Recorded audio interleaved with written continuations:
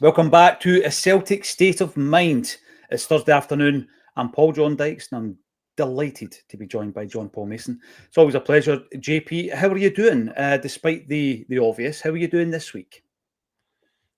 Oh, I'd be lying if I didn't say that the turmoil at Celtic hasn't occupied my mind for a good bit of it, just because when you get such a level of disappointment, it's kind of hard to shrug off, and people might scoff at that. They'll be like, oh, come on, it's only football or whatever. But when you have invested a lot of your time emotionally, financially, everything else, it's when you're not seeing that reciprocated, it does kind of get you down, really, when you feel like the people in charge of the club are not doing their best for you. They're not feeling the same as you. This is the first thing I would say, and that's the vibe that I get, JP. And it is, a lot of people say, oh, you're just spouting, etc. You get criticised for saying things on here, JP, but it is based on experience. It's based on speaking to people within the club who have worked for the club, who work with the club in various other roles. And there is this attitude, really, of looking down on punters, looking down on supporters, those people who put their hands in their pocket time and time again, and who are emotionally invested as much as financially invested. So we're going to be chatting quite a bit about that. We're also going to be touching, because you've not had a chance to, on the Rangers game at the weekend, state of the squad, state of the Euro squad, what happens next. But let's start off with Celtic supporters coming together. A number of signatories under a letter that was composed with 7 questions to the Celtic board. And it's time for them to step up or step out. It seems to be the message, because what they tend to do, JP, is they will put barriers up in the concourses. They will put the PA up to drown out the chants. They will ban you if you take a banner to the ground that they don't agree with. They can't continue to do that. We need dialogue now. It needs to be two-way. So this is the first time that you've spoken about it since that was released, isn't it? Because it came out after yesterday's 5 o'clock. Yeah, 5 o'clock last night. Yeah. Do you know the sort of origins of it, the sort of genesis of it? Because obviously you've been asked to contribute. Yeah, I mean, we do keep in touch with some of the guys in the various groups, be that the Celtic Trust, and we have kept in dialogue over the piece with the Green Brigade, and we spoke to them just yesterday. They said, or the day before yesterday, this is what we're planning to do. This is a coming together of the major kind of groups and supporters clubs and fan media groups. Would you be up for this? And without hesitation, because what happens is you're speaking on a daily basis to fellow contributors, JP, but you're also getting a sense in the comment section. This is another thing. I never profess to be speaking for a fan base or any section of the fan base, but what you do get is a good insight into a cross section.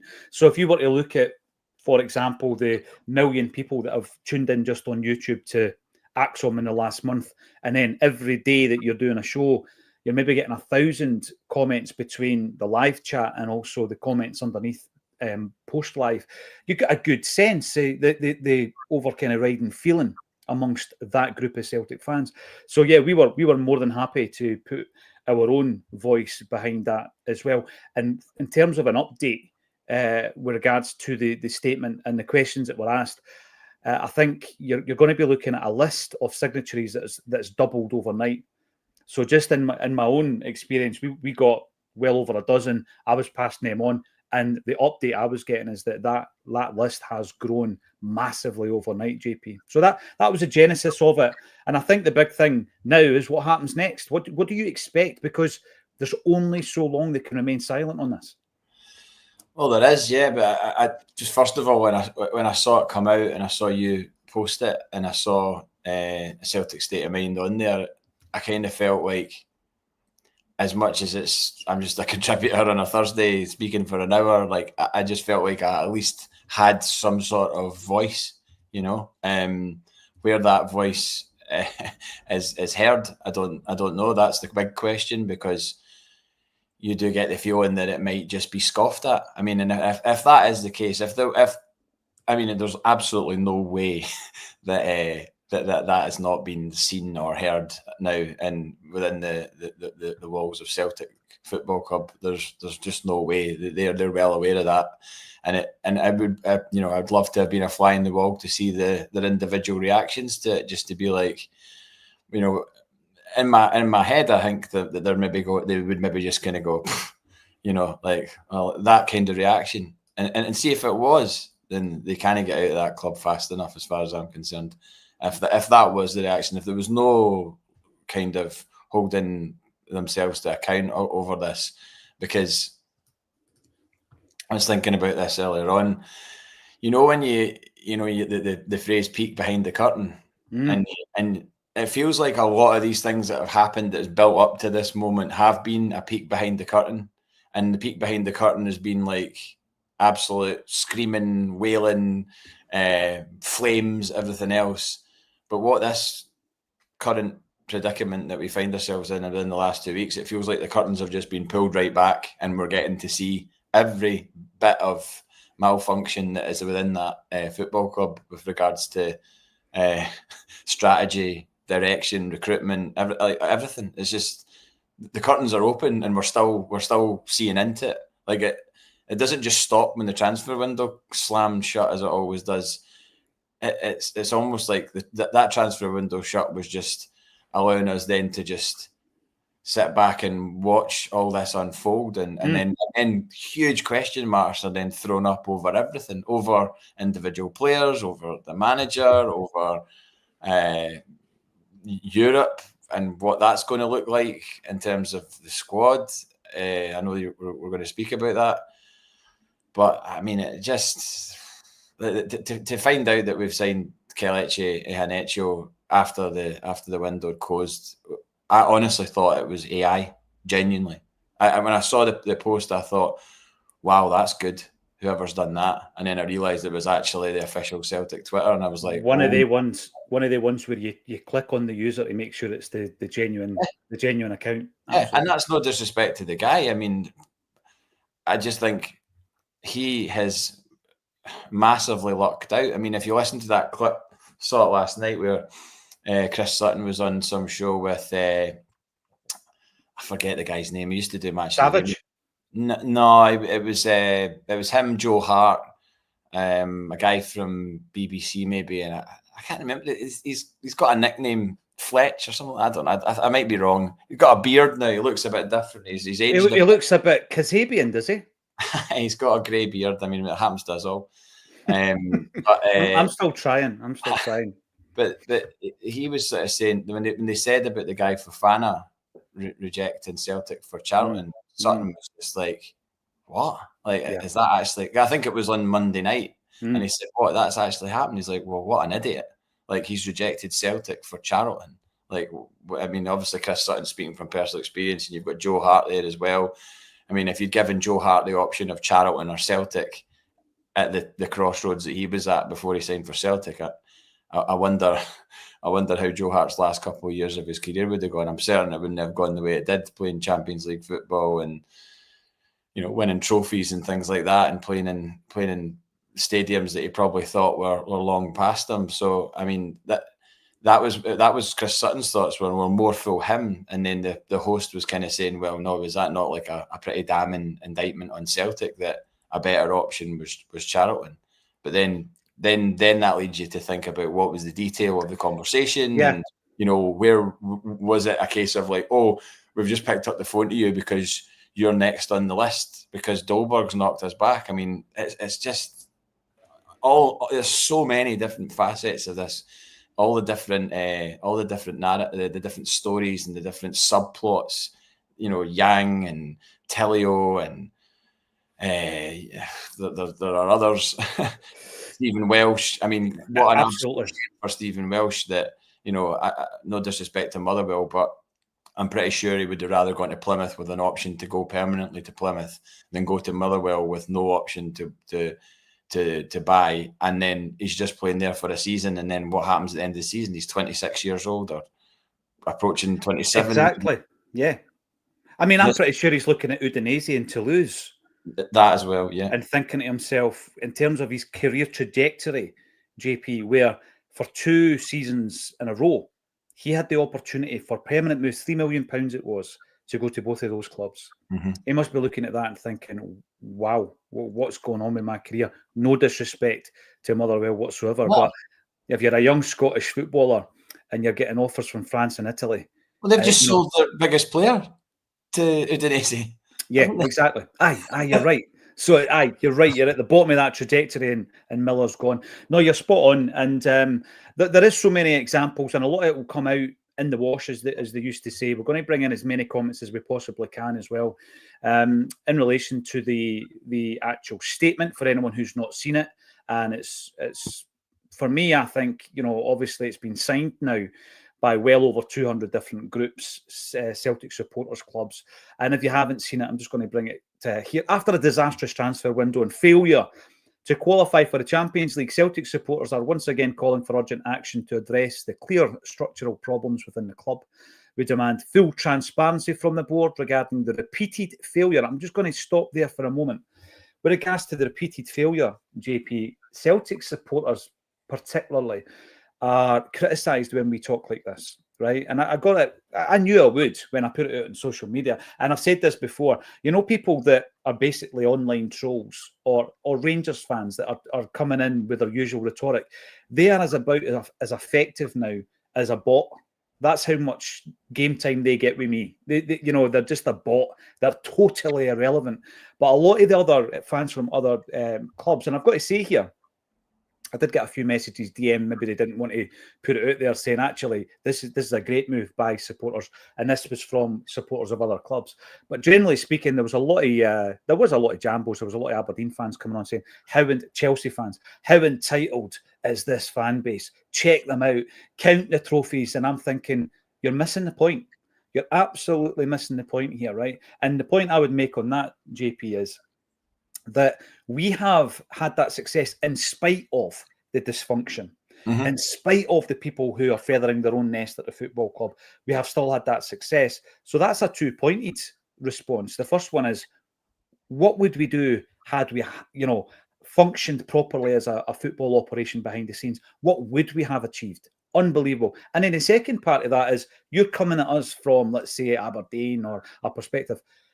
What about your own football club? The fact that this dysfunctional operation can still dominate Scottish football throughout that period says a lot more about the state of your club, that you've never been able to step up. But the first point there was the continued failure to kind of be prepared and back the manager for Champions League campaigns. And there was a great message that went out, and all the quotes were genuine quotes from all the managers going back to Ronnie Deila. But I think you can trace it even further back than that, JP, because what I was saying yesterday is we've spoken a number of times directly to Gordon Strachan, and we've spoken to Martin O'Neill, and we've spoken to Peter Grant, who was Tony Mowbray's second in command.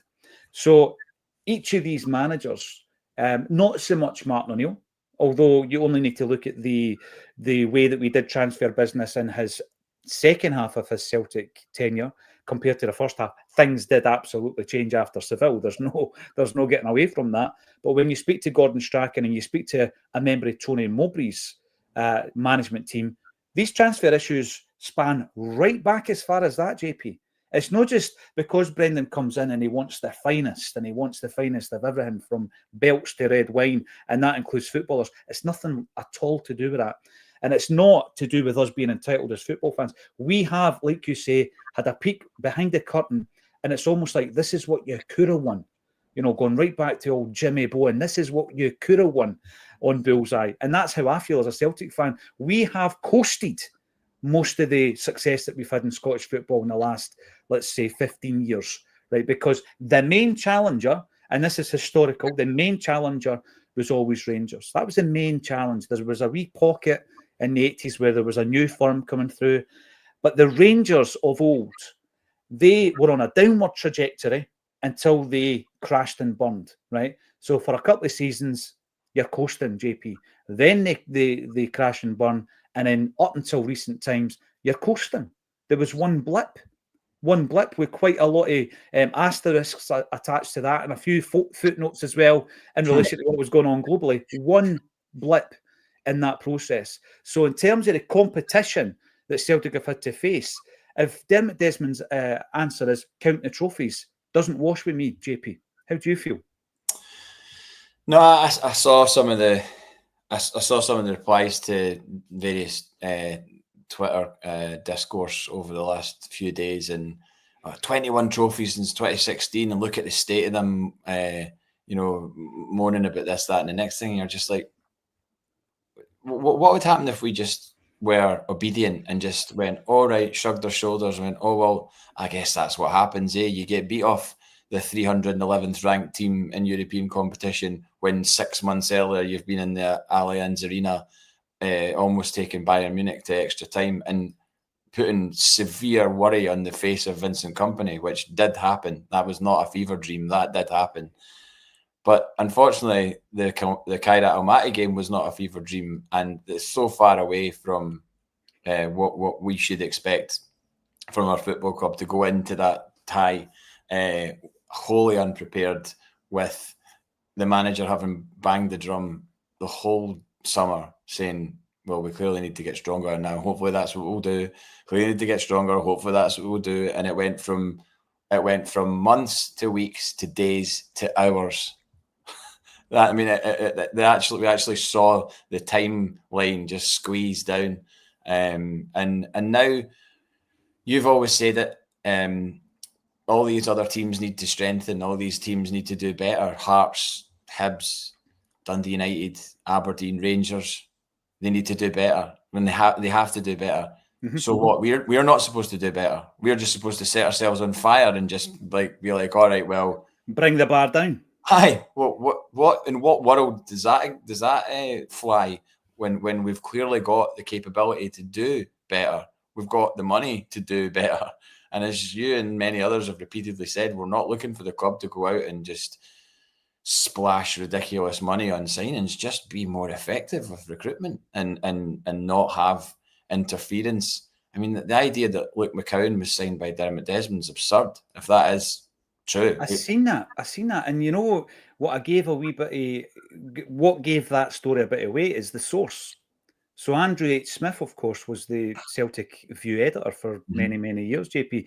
And obviously, since moving on, he then became a journalist. I think he worked for the Scotsman, didn't he, for a while?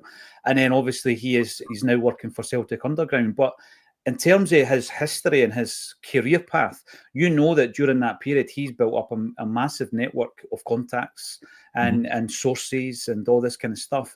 And, you know, in the know is one of these terms that's used to beat somebody who thinks that they know their stuff. But there are people out there who do.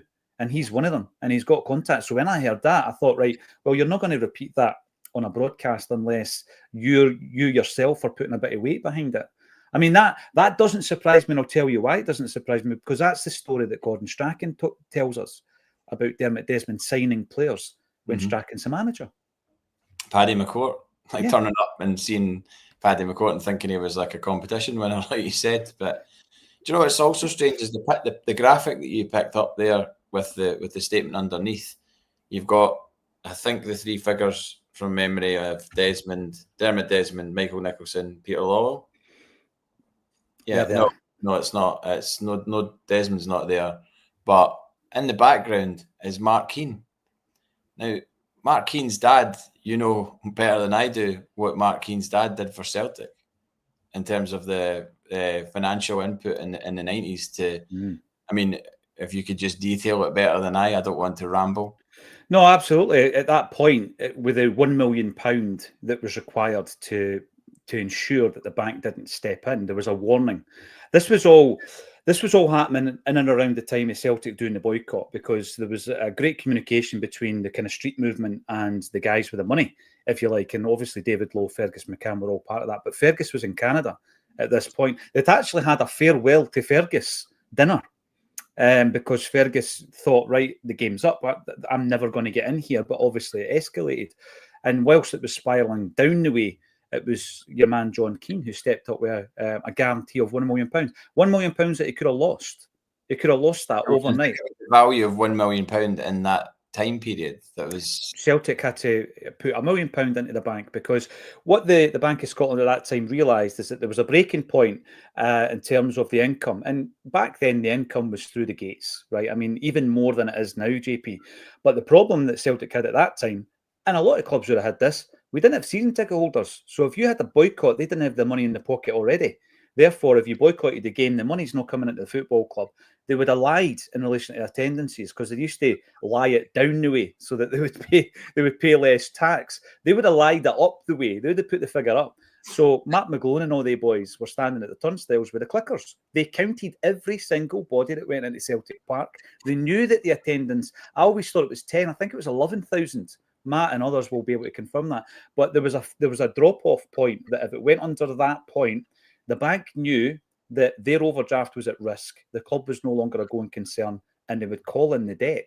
So what John Keane did is he guaranteed £1 million in the bank to buy us some time. Fergus McCann flies over for Canada, and David Lowe and Fergus McCann rush up to the bank. 8 minutes from Celtic having the debt called in, you then go into receivership. The bank then takes control. So a man who I don't think ever wanted the publicity was John Keane, but the story tells you that he was a man that stepped up when he was needed. Well, but on that, I mean, I don't confess to know Mark Keane very, very well. Like I knew him to say a right to, because he was involved. He was always involved sort of loosely with the Heriot Watt and Edinburgh University CSC. A good guy. I remember the 5-1 game. He had 5 spare tickets for the 5-1 game against Rangers, right? And my mate got one of them. And I remember in the pub afterwards, in the IB bar in Edinburgh, in the pub afterwards, I saw him at the bar and I was like, I can't believe you had 5 spare tickets and we won 5-1. He was just like, sometimes life fucks it like that. we toasted a drink. I also met him in Birmingham in January after the Aston Villa game. I met him. I should have told you that at the time. I met him in the train station, and I could barely speak. I was so hoarse from the game. But I met him in the train station, and he was on getting the train back up. He'd been at the game. He's a Celtic fan. Do you know what I mean? Like, there's no doubt about it. Like, so I'm not having it that it's everybody there that's all that making a mess of this. There's got to be, as some people say, it's obviously Dermot Desmond. Like, there's no way that this isn't directed by him in terms of what is spent and what isn't spent, who's hired, who's not hired, who's the CEO, who isn't the CEO, who's deciding whether or not there's a director of football, whatever. But I can only imagine, I don't have his number, I can't speak to him, but I can only imagine Mark Keane's in there being like, what is going on? I think many of them will be feeling like that. Dissenting voices, because they're Celtic fans and they want the best for Celtic. Mark Keane wasn't down in Birmingham watching Celtic against Aston Villa for the sake of it. He was down just the same way as you or I would go to that game, you know, and not on a corporate junket or anything like that. And I just think that the silence from the club is deafening right now, and that there has got to be some point. I mean, I saw the Not the View thing that you did last week. I mean, that could be a box set as far as I'm concerned. That could be a box set. You know this, JP, you could get them in a snug every Friday somewhere in Glasgow, in a pub in Glasgow, and just set up a video every Friday, and it would be the best show. It would be the best Celtic show on YouTube. Yeah, brilliant. Average Joe Miller, he's been in touch recently because Scott, one of our bar manager, he used to work in McCool's and he knows him from drinking in McCool's, and he said he was in for the Dirty Faces gig, band from Derry, they supported Kneecap actually at the academy. Right. So they played Touch a couple of Saturdays ago, and he was in for that, and he was in for an American band called the Linda Lindas last Tuesday. So he's still in and around all the kind of new up and coming bands. But after watching that, I've still got to watch the last 20 minutes to be honest. But I dug out my first ever Not the View that I ever got. So that's love it. I love it. August 1989, and I think I got it because they were slagging off Mo Johnson. He will not be named. As you can see in the front, I've always wanted to play for Rangers, and I think I would have been at a game. I don't know what game it was.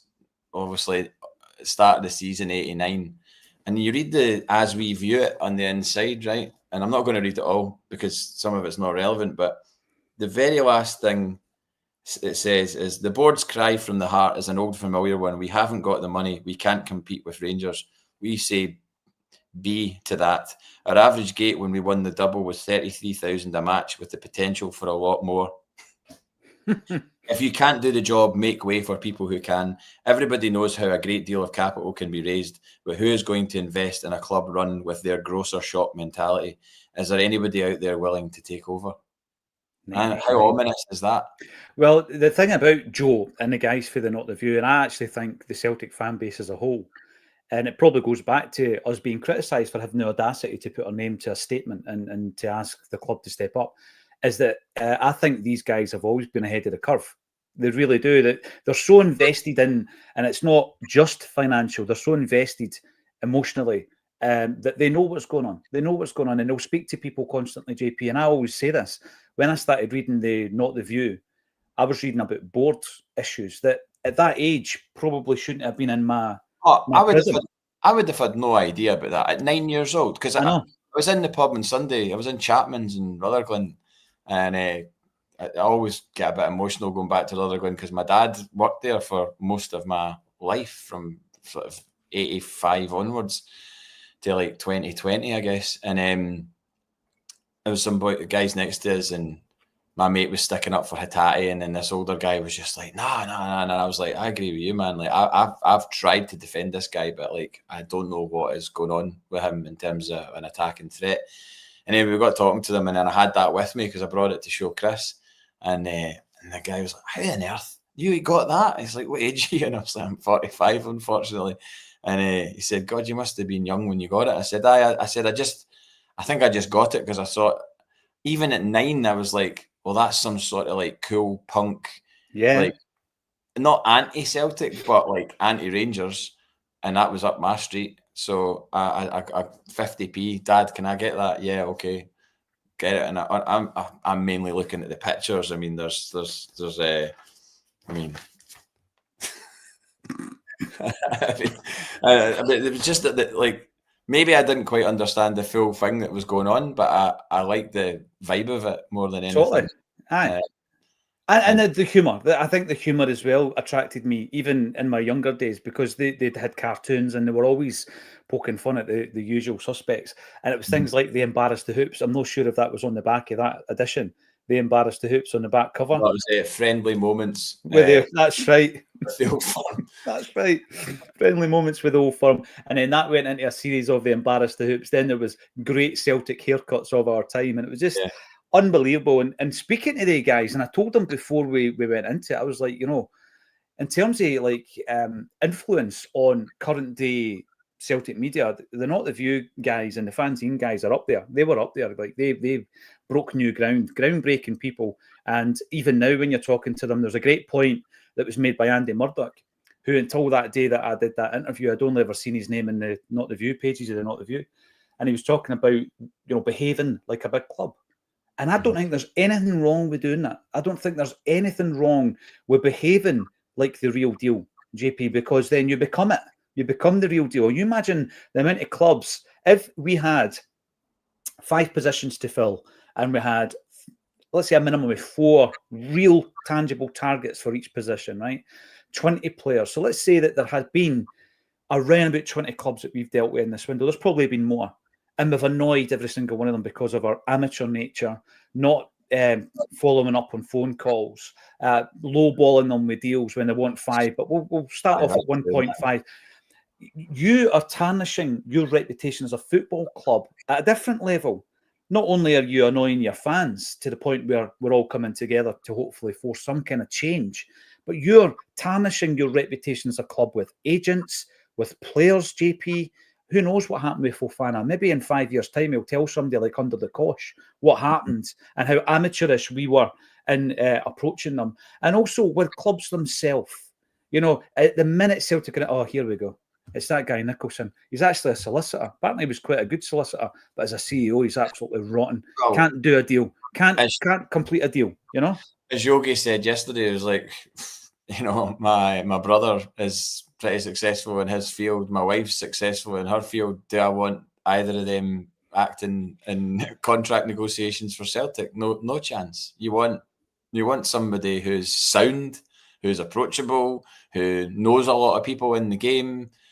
It's just it beggars belief that we were doing things like no answering phone calls to agents. And I mean, yes, I've been critical of Yang on this show. I said after the first leg of the Kairat game, I was like, nah, I'm done with him. And then he starts in the second leg. But what does that also say about us, that we are guys that clearly, like, the chat about them leaving didn't just happen in the last week, at the start of last week, ahead of the transfer window closing. That's obviously been getting discussed for a while. Mm-hmm. Brendan Rodgers has probably said to him, look, probably best for you to move on because we're looking to strengthen in your area and you will go down the pecking order. So he's like, all right, okay. Chris Davies at Birmingham obviously has maybe spoken to Brendan Rodgers and been like, look, maybe he'd be good at our level. You know, this is maybe his level, and maybe I can get a tune out of him that will maybe help us get up. And then maybe he's not Premier League.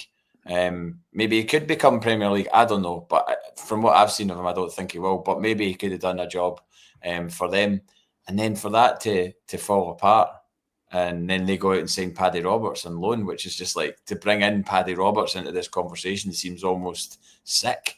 You know, to like, oh, the guy that we always kind of wanted to get back, and then he ends up signing for Birmingham instead of the guy that we would have preferred was moved on. Mm. But also, the expectation on Yang to then deliver in this huge game for us, when mentally, which is why I pull back from the Kev saying last week is 100% on Rodgers. It's not 100% on Rodgers. Look, Rodgers had to play Yang in a game when you knew his head was half out the door. He's like, I'm probably going to be away next week. This is one of my last games for Celtic.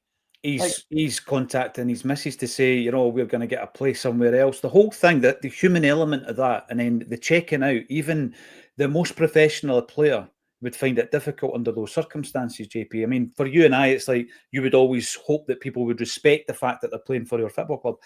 But this is the real world, and that's not how it works. But on the same token, by the same token, rather, Ida. Yeah, right? That was my next protocol, yeah. That's not been an overnight situation, right? That's not been overnight. So when did we find out that Adam Ida wanted to leave the football club? Because we speculated about it, about body language and all that, and people, you're an expert in this and that. I just think as football fans, you watch these things, and somebody doesn't look as though their head's in the game. And there was just a few different things that happened with Adam Ida. Obviously, I think the big thing, you could probably trace this back to January, right? When Kyogo leaves the football club, and it's like, right, now it's his chance. Now it's Ida's chance. And on that night of Kyogo leaving, it was a young boys game, wasn't it? And, you know, Kyogo scores a hat-trick in the first half, all 3 goals disallowed. Bizarre. Absolutely bizarre, right? And then I know that Ida will never be credited with scoring the goal, but he did as much as anyone to force that winning goal. We win the game. And you're disappointed on the one hand that Kyogo leaves, but you're disappointed because we had seen what he could do in a Celtic jersey. Know what he was doing. It's always been my point. Yeah. Know what he was doing. And Brendan Rodgers did play him. Somebody yesterday said, oh, he never played him. He did. He played him in virtually every game, right? But he wasn't playing like the Kyogo of old. And we spoke about it at the time. It's no way hindsight. So he goes for 10 million, and instantly we bring in Jota. Maybe to soften the blow, but in terms of the squad, JP, we're not replacing Kyogo. So that was the opportunity at that point for Ida to be the number 1 striker, the number 9, week in, week out. And that didn't quite happen. And I think a big part of that was obviously Maida's form. But the second half of last season, slowly but surely, I think Ida's mind was turning. His whole decision-making was done. And then over the pre-season, we spoke about a few things. We spoke about this viral video that happened at the end of last season, and Brennan comes out and supports him. Then pre-season, he doesn't look fit. He doesn't look sharp. He's spewing up at half-time against Sporting Lisbon. He's been given extra training at that point. He starts the first game against St Mirren, and he misses a decent chance. You know, at the back, he hits the post at the back post. Misses a decent chance, but it wasn't the chance as such. It was the amount of chances he didn't get on the end of. You know, balls that were coming, just a half yard off. He just wasn't quite sharp. And after the game, Brendan Rodgers says, "Oh, you know this. He was excellent today. He wasn't. He just wasn't excellent. And then the Udinese link, and I said it at the time, speculation. That's his agent. That's his agent trying to drum up interest in the player again because there was the interest from Italy when we brought him in on loan. Exactly the same as the Kyogo Man City link. Totally. That happened It's just a tactic, right? It's just, put it out there that such and such a team are interested. They're never going to sign him and they don't care. In fact, nobody at the football club's going to ask them about it, actually. Because in the great scheme of things, interesting Kyogos know that nobody's going to ask that at a press conference when the gaffer's sitting there before a big game. So the question will never be asked. And it's a wee bit like that with Ida. And he gets his move. But the point that you made, and quite rightly, is how long's he been checking out? So if he's been checking out that long, we've not even got a replacement in for Kyogo, and we sell Ida. And then that is why we're scrambling about. And that is why the player that comes in, who at one time, if you look at his action and earlier in his career, obviously a man of immense talent at one point, but we're getting him at a point where he's kind of broken goods. He's damaged goods, JP. And you think to yourself, right, there's two issues here with Iheanacho. The first issue is his fitness, and the second issue is up here. Psychologically, can you tap back into that player who would have been regarded as an elite player with Manchester City? Can you tap back into that? Can Brendan Rodgers help you to do it? He's worked with him before. Huge question mark. I want him to do well, but the only reason he's at the football club is because we were struggling and panicking at the last minute. 100%. I would love nothing more than us to be sitting here at the end of the season and being like, remember us talking about Iheanacho when he came in? But I remember having this conversation about James McCarthy. I know we did. And you said, until we have a successful season, and he has contributed to that by the tune of X amount of games, because it wasn't goals and it never happened. It never happened. No. So, and the thing is, he's been signed in such a key position where we're so weak up top that the thing is with James McCarthy is we had enough in the midfield really to cope without James McCarthy. A fit and firing James McCarthy would have been a brilliant addition to that squad and that team and throughout that time. But we got away with it because we had Callum McGregor, we had Matt O'Reilly, we had who else? There's many others in that position in the pitch. Hatate as well, obviously. Turnbull was still in and around the starting 11 as well. But see McCarthy, people might say, "I'll get over it."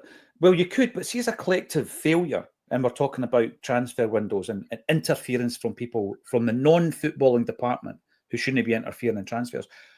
How did that happen? How did the James McCarthy transfer happen? Whose decision was it to bring him to Celtic? Right, it wasn't Ange. Ange Postecoglou, really? No chance is he targeted James. And there was other people on that list, because I know it works both ways. So Joe Hart was on a list, a club list, if you like, right? Joe Hart was on a club list because we had spoken to him a year before, and Hart has spoken about that, and the time wasn't right, either from the club or from the player, but it didn't happen. And then, obviously, I sometimes wonder what would have happened if we had a decent goalie during that season. Anyway, that was just one of the what-if moments, right? So sometimes it works. So there's somebody who's been identified by the football club. We can pick him up for £1 million. He's going to bring experience, which we did need at the time. We did need that influx of experience at the time. A cool, calm head, and he was a brilliant signing. But the McCarthy one, I'd like to know more about that. Now, with regards to McCourt, just for anybody who's interested, we have had that clarified from Gordon Strachan and Paddy McCourt, how that particular transfer happened. And it would be interesting to know how the James McCarthy transfer, because it was so left field at the time. Everybody was looking at it going, why? I mean, I think if you looked at his minutes, he had played an average of something like 9 games a season for 2 or 3 seasons due to injury. In his earlier days, absolutely great player in his earlier days. But at that point when we signed him, the question mark was there at that point. And it's a light is shone on these things after the event when the wheels fall off. And that's where we are now, because that leads us into the European squad and the decisions that have been made in and around that. And then you're like, all right, so Yamada and Inamura, the guy that you dared to call club signings, Brendan, you've just confirmed that your fingerprints aren't on those signings because you've left them out of the Europa League, I almost say Champions League, the Europa League squad. What's your thoughts on that? And I think the other one is Simpson Pusey, that there needs to be a discussion around what does the future hold for him as well. like I said at the start of the show, there's just question marks all over the place. It's like if you're thinking about a computer game, all these players are running around with like an actual virtual icon of a question mark above their head because you're just like, what? I mean, I feel for the two guys that we signed, Balikwisha and Tunetsky, if that's how you pronounce it, just because think of the pressure they're under now. You know, they've come in as like, fair enough, they've come in as like around £5 million each, which is still a significant outlay for us. But you've got to be thinking, I mean, who signed them? Who have they been signed off by the manager? Have they been? Well, they've definitely, one of them's definitely been properly scouted because we've been linked with them for about a year. So I don't think there's any doubt in that sense. But the guy Tunetsky that's come in, it's just like, you better be up to speed here and be delivering. Mm-hmm. I mean, folks seen articles comparing him to Ronaldinho and all that, which I didn't even click on because that's just absolutely ridiculous. But yeah, obviously you're now looking at them going, well, you're all we've got in these wings, and we were looking for you to deliver and give us success. But the rest of the European squad, yeah, Yamada and Inamura being left out is telling. I'm not that surprised at Inamura, given that we got the Uruguayan guy in. Obviously, he's going to be the cover, but just on the fact that he was left at the Champions League squad. So Inamura is probably the least surprising. Yeah, but then was there not chat that he was supposed to be going on loan as well? Is that not another one of the kind of failed? That voicemail's not been listened to yet, JP. They'll get into that at some point. Yeah, the loaning club, whoever it might have been. Well, why? Sorry, I lost my train of thought there. But no, I was going to just mention something quickly about the Rangers game because we've not spoken about that. But this idea that Tierney's done because he got beat by a burst of pace by a 21-year-old winger who is quite fast by the looks of it. I'm not looking at that one moment and being like, oh, Tierney's done. He's a shadow of the player he was and all that. It's like sometimes you can get beat for pace by somebody who's 6 or 7 years younger than you. You know, I mean, I can beat somebody for pace on a Tuesday night at Torry Gwen. I'm 45. That doesn't mean to say that person is done and he's 30. You know what I mean? I can as well until my calf goes. So I can do it for about 1 second. I'm not at all buying into this myth that Kieran Tierney is done. Like I've been hearing that from across the board, and it's just like, come on, man, he's getting built up here, and people are, oh, how long is it going to take? And it's like we're at the start of September. You know, if we're still in this situation in January, then okay, I'll listen to your complaints, but I'm not jumping on that particular train at the moment because I just think it's unfair and. I know enough about Kieran Tierney from before and from his time away that he's not done. You know, he's definitely not he probably has the same energy levels possibly that he used to have, but then that happens when you get older. But I don't think it's a case of, oh well, we're in trouble because Kieran Tierney's done. I don't agree with that at all. My bigger issue is the wider problem for me with left back, not Kieran Tierney. It's the fact that moving scales out. Yeah, we've got a situation now, JP, right? And it just, I think it highlights the problems that we've got with recruitment and squad management. And that last season we had Greg Taylor, who was your number one left back, and everybody's looking back on him now, going, "Oh, actually," but you know, we spoke about it at the time. Brendan Rodgers wanted to keep him. And we didn't. So there's your first red flag. Rodgers said time and time again, every time he was asked about it, he wanted the club to keep Greg Taylor. Now, whatever Greg Taylor was asking for, and again, that's speculation, the club weren't prepared to give him it, right? So you're going against the wishes of Brendan Rodgers. And I think what we've seen since then is the fact that the board were kind of steadfast in their assertion that he's not worth that. But what did they have up their sleeve? What did they have? So you've got to look at this. So you bring in Alex Bailly as a backup last season for Greg Taylor, and 6 months later, the loan deal is cut short because Celtic are going down south to sign Kieran Tierney. Mm-hmm. So we're going down to London to sign Kieran Tierney in January, Tierney's spoken about it. It happened. I mean, we went down to sign him. And he ended up signing a pre-contract because we, for whatever reason, whatever the circumstances were, we couldn't get him there and then, right? Would he have made a difference? Yeah, he would have improved the starting 11 for the rest of the season. Would he have made a difference in the Munich games? Yeah, potentially. The cup final, potentially. But we'll never know. We can only speak about it as fans, JP. But we'd already finished and completed the deal for Baye's contract getting ended early, and obviously he did what he did, and he's now at Como. But whilst we're down there, obviously this list, the 3 or 4 or 5 left backs that we have, we'll get an opportunity to bring in. Again, short-termism.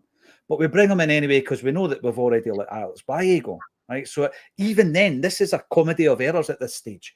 We can't get the deal done on Tierney, but we've let the guy go early. So we need to get another short-term left back in. So that's a shambles, right? That is a shambles. And at the end of the season, we're left with 0 because Sloop and Taylor are allowed to leave the football club. Tierney comes in, and someone, and in the fullness of time we might find out who, brings in Inamura, who is 250k.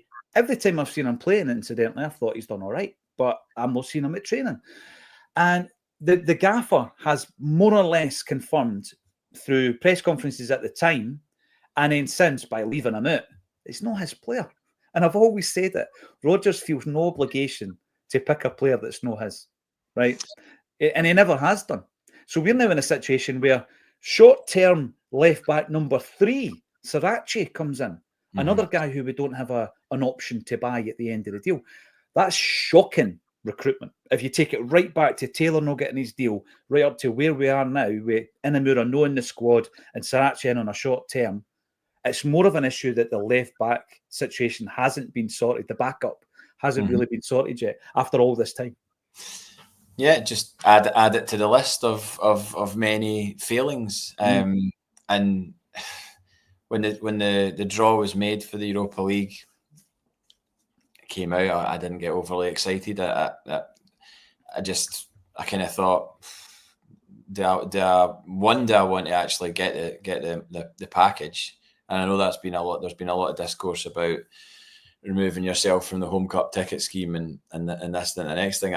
I struggle with that, and I still do, because ultimately, regardless of anything that's going on, you still want to back the team, and you want to support the team, and that's a big part of my life. And I would sort of feel like I was deserting the team a bit when you've emotionally invested and financially invested in something like a football team.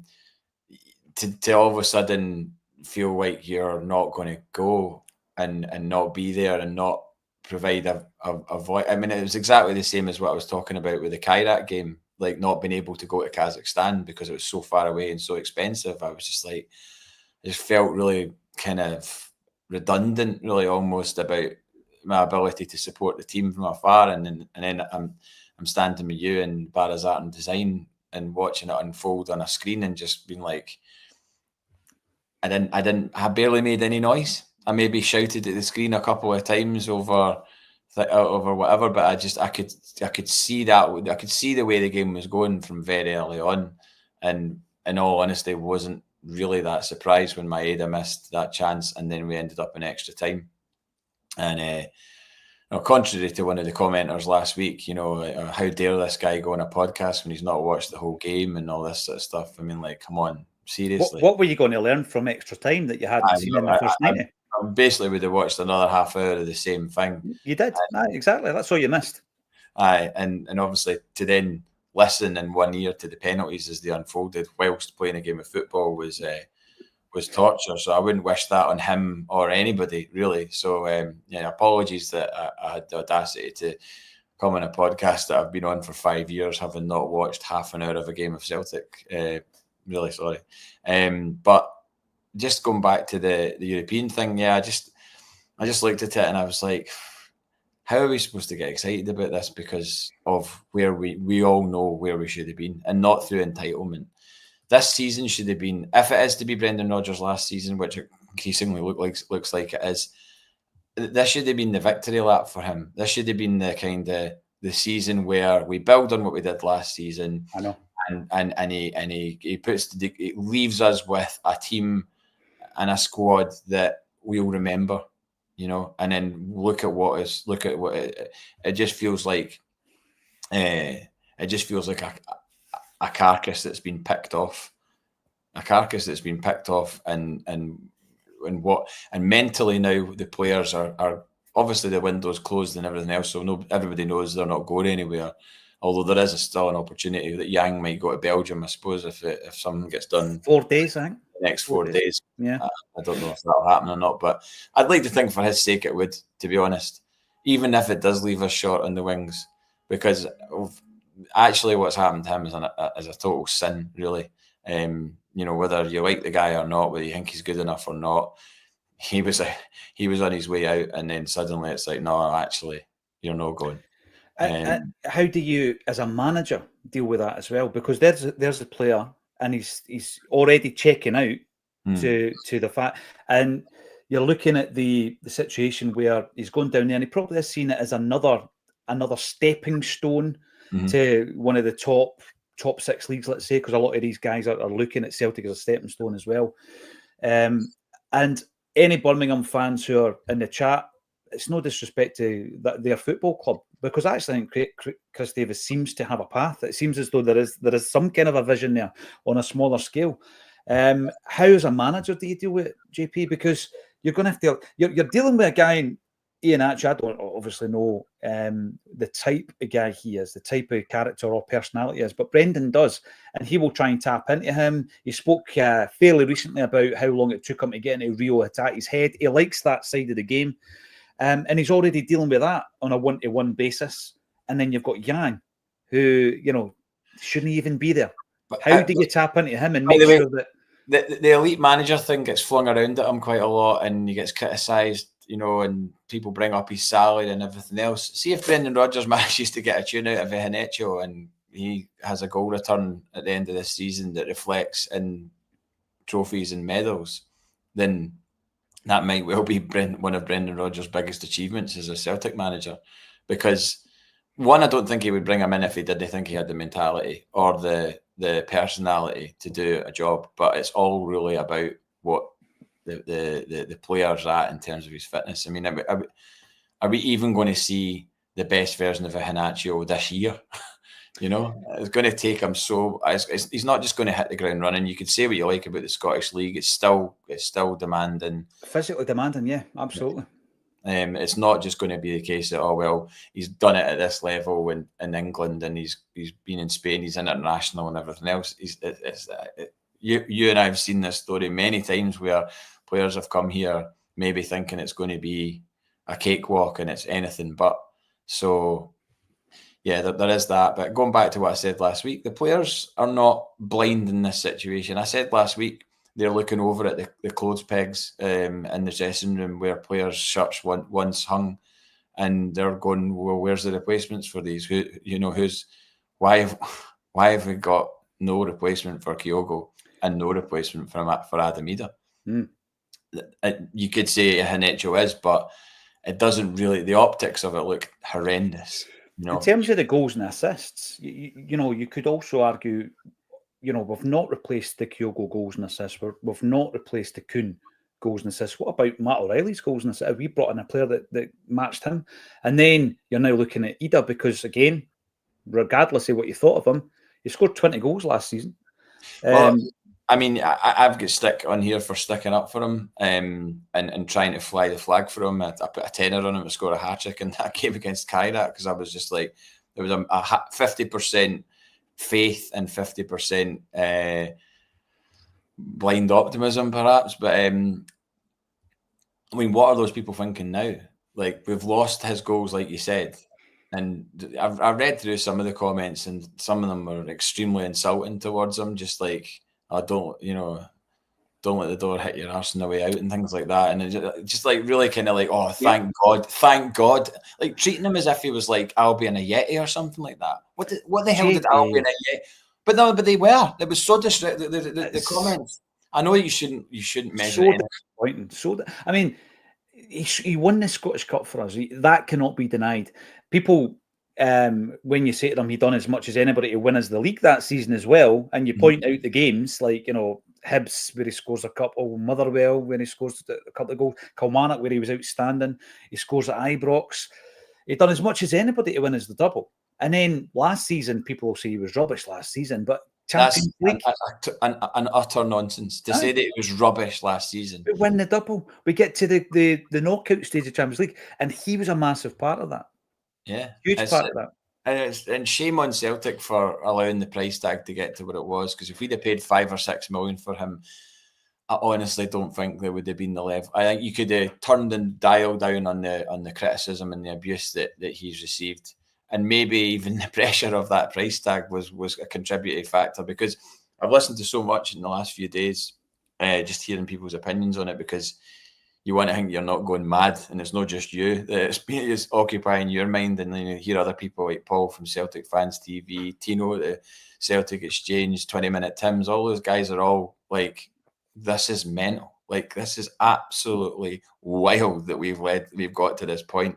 And then I heard somebody saying, well, the fact that Kyogo left and then put all the pressure onto Ida. Ida's said in his statement about going to Swansea that he's looking forward to being the main man. Maybe being the main man at Swansea will be a thing that he can grasp and get on with. But being the main man at Celtic, it's all very well us sitting here talking about it, but to be the guy that's the number 9 for Celtic and all the pressure's on you, like, that's a different kettle of fish. You need that's a 24/7 thing. That, you know, and that's for me, JP, where you talk about the psychological aspect of it, because not every player can take that burden.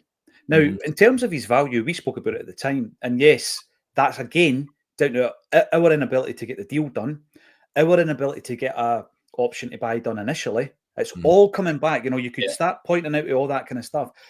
It's all signposted, isn't it? It's all signposted, absolutely. But he was always called a £9.5 million player. And he was the guy that broke your transfer record at the time, because Edouard was the record, 9 million. It cost us £8.5 million with £1 million add-ons, but he was always known as the £9.5 million striker, right?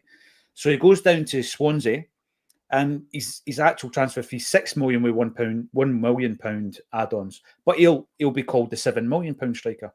So is he worth £7 million then? Is he worth 7? Because that's what we get for him, you know, £7 million. But again, if that was the case, if it was 6 or 7, that's probably what we should have paid for at the time. And that comes down to the fact that people are negotiating with absolutely no experience in doing football deals. No experience, right? I'm talking about the CEO here. No experience of doing football deals. He's not come with a track record to Celtic as a CEO of any sports organisation anywhere in the world, JP, where he's had to negotiate deals for recruiting players. He's never done it. So is it any surprise that he's really, really bad at it? None whatsoever. The other issue I've got is the joined up part of this is that the non-football department set the budget. The football department needs to make the decisions in terms of the players. Now, the parameters are already set as part of the budget. So we know we can't go over that with the wage. We can't go over that with the transfer fee, JP. But the issue I've got, and some of the examples we've given, is non-football people interfering with the football decisions. The non-football people start interfering with the type of player you bring to a football club. That ain't going to work, because they don't understand football the way that the football department understands it. We have just let Adami does goals and assists leave the room. Nicholas Kuhn and Kyogo. Those 3 players last season, count it up, I wrote it down, 70-odd goals. They were responsible for creating or scoring. Where is that being replaced? Where are all the goals and assists being replaced? Because the pressure now is on new wingers to do that. Our pressure is now on a guy who had his contract ripped up at Sevilla, who's not hit the form that maybe a 23-year-old version of that player promised to hit. And that's the only reason he's at Celtic. And Johnny Kenny, who I spoke about a couple of weeks ago, and said, do I really think Johnny Kenny's going to score 15 to 20 goals this season for us? I'd like to think he would, but I don't think that'll happen. And then he gets a new deal, and you're like, what's going on here? Why is he getting a new deal? Is he getting a new deal to then loan him out for a season so he gets a full season of football to come back? And then you realise, as the window shuts, he's been given a new deal because he's a striker at Celtic, and he's now considered one of 3 options as a Celtic striker. Who brought him to Celtic? Also, whose decision was that? You know, and these are the things. I'm going to bring in some comments before we wrap up. It's been a really quick hour, and there's a few other things I want to cover. James Fennell, Good to hear from you, James. And thank you to the 1,000 new subscribers over the last 28 days who have just joined Acsom.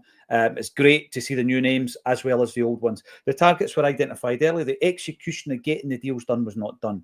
Low ball offers and difficult to deal with.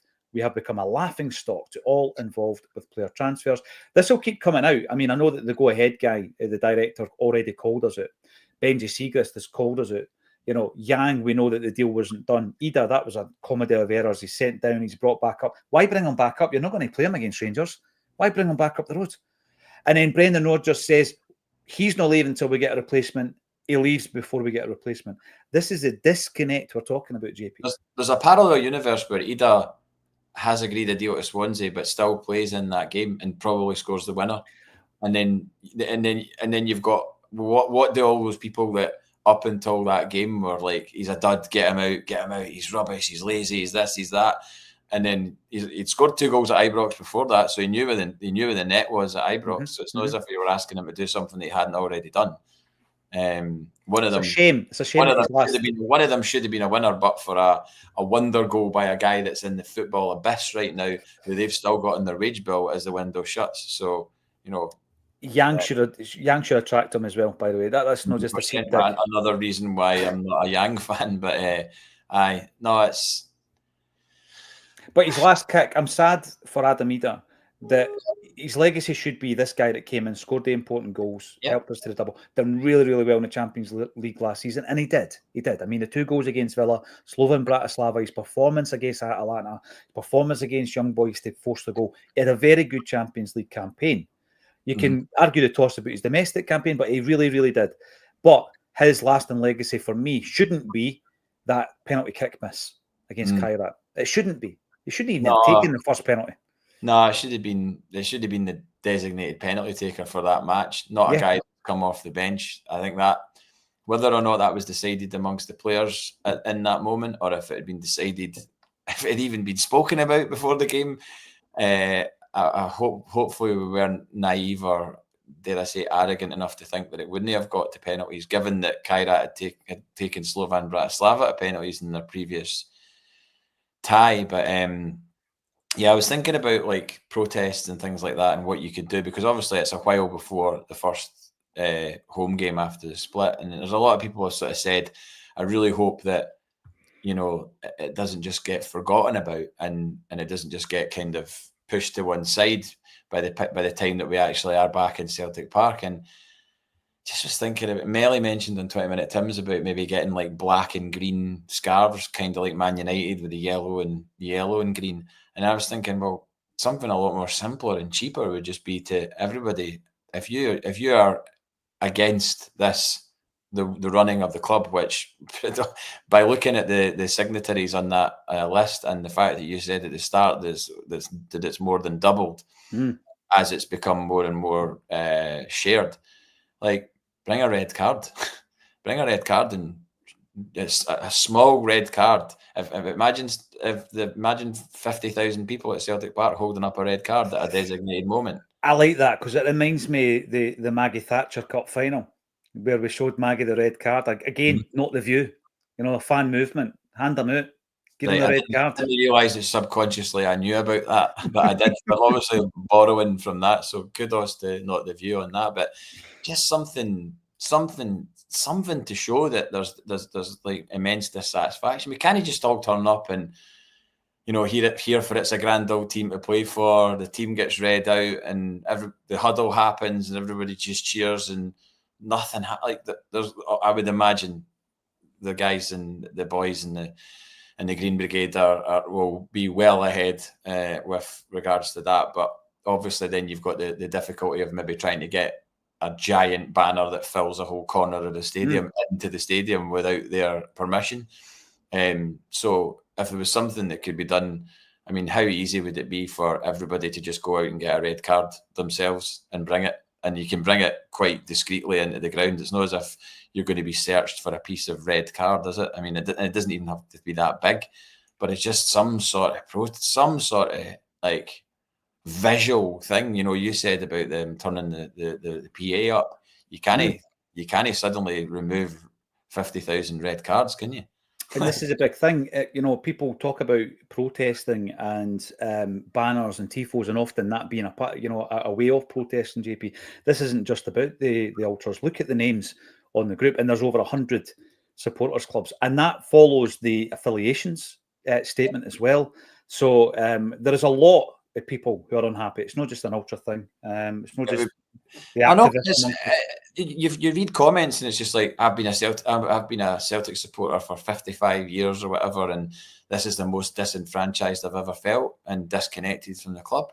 And I mean, you and I, same age pretty much. We feel the same. You know, we just feel like I said before, and I said last week, before the window had closed, I felt like I've been investing in some sort of Ponzi scheme, or just like the last 12 years as being a season ticket holder, with the prices going up and up and up every time, with the price going up significantly recently, like £200 coming out of my bank account for the last 3 months. Like I couldn't really afford that, if I'm being honest. Like exactly. I'm relieved that it's paid off now and I don't have another month where I've got £200 coming out of my account. But like, you can kind of levy it off in your head if you think, well, yes, I know that my close to £800 for a season ticket is small as buttons in the grand scheme of things when it comes to transfer dealings. But collectively, when you throw all that together, it's a lot of money, and you just want to see it being spent in the most prudent way possible. And they're not doing that. Yes, they can point to the balance, but the shambles of that transfer window was laid bare for everybody to see, and it just shows that the people in those positions who are pulling the trigger on things, or not pulling the trigger on things, are not fit for purpose. The thing is, it is a huge investment, and this was another thing that we spoke about the other day, JP. If you compare it to the investment of the people making the decisions versus the normal punters like you and me, if you were to count up over a period of a year or a season rather, your season ticket purchase, the cost of getting to and from the games, the cost of the Irish fans coming over, for example, the cost of what you spend at the stadium and in the stadium, be that through refreshments or whatever you buy in a shop or whatever you buy to eat inside the stadium, a programme, whatever. And you add that all up, plus a couple or maybe more items every season, be that jerseys or whatever merchandise you buy. And then you split it into a monthly outgoing. And you actually mirror that against all your other outgoings. It's actually, it will be in the top four. It will be in your top four. By the way, see on outgoings. That, the stall queues have been getting smaller and smaller. By the way, mm-hmm. I don't know if it's a sign of the times, or a combination of people just being like, nah, you're not getting my money. You're not getting £4 for a Scotch pie, or £6 for a kebab pie, or £3 for a juice that's flat, or, you know, that's not happening anymore. I mean, you go down at half time and you can get served very quickly. And I would say a year, 2 years ago, there was always like massive queues. So when you think it's only like a small thing, like, oh, I'm not going to get any food or whatever, or drinks, if 20 to 30 to 40,000 people start doing that on a regular basis, they'll see that'll dip, you know. But that's one of the big questions. There's the 7 questions. I know we're about to wrap up, but this is the 7 questions that have been posed to those with power at the football club. The big question when we're talking finances, we're talking the fact that it's a working class fan generally, JP, that's making up the season ticket at holding at Celtic. Why keep 100 million quid in the bank? What's the reason for that? You know, we've got 2 very expensive training academy or training complexes rather. One of them's not even being used at the moment. Why have we got 2 and why is one not being used? And all these different questions that we continually ask. Why do prices go up when you've got all that money in the bank?